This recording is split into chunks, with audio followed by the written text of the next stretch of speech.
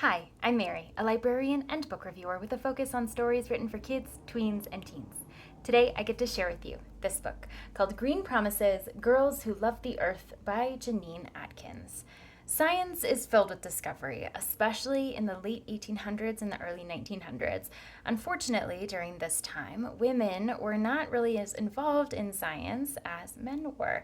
Luckily, there were some girls who loved science enough to infiltrate the male dominated profession and make huge advances in science. A lot of their names are largely unknown, so stories like this help to bring their lives to the forefront of contemporary imaginations.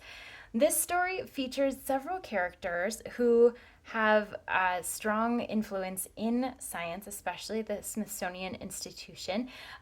They've broken barriers of gender and race, and they did it because they loved studying science and making discoveries that would benefit the world. So this story is written in verse and told from several perspectives. So the characters don't necessarily overlap all the time, but they have some interactions that are important through the story.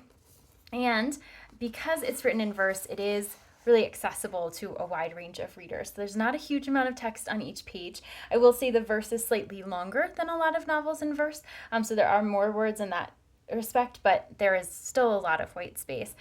Each segment is fairly short, and then there are subdivided segments that talk about the relationship between the women who are the focus of the storytelling, even if they don't exist in the same time at that point. So there is a lot to kind of keep track of in this story. So you get to know a little bit of the struggles that the girls are going through. You definitely get their perspective because it's written in the first person for them. And then at the end, there is a huge assortment of back matter that helps to connect each of the characters to contemporary scientists in their time, with information about each of those people.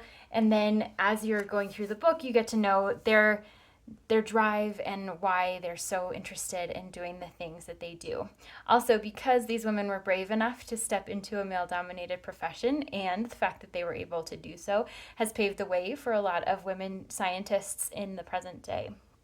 So this is a heartfelt story about girls who appreciated the study of science and the environment in a time when women typically weren't allowed to do so. It's inspiring, and it is accessible to a wide range of readers. Definitely middle graders will appreciate this because of the length of the text, and also the fact that these girls are discovering themselves in a way that a lot of young people are as well. If this sounds like a great fit for you or for someone you know, I hope you look for it at your favorite bookstore.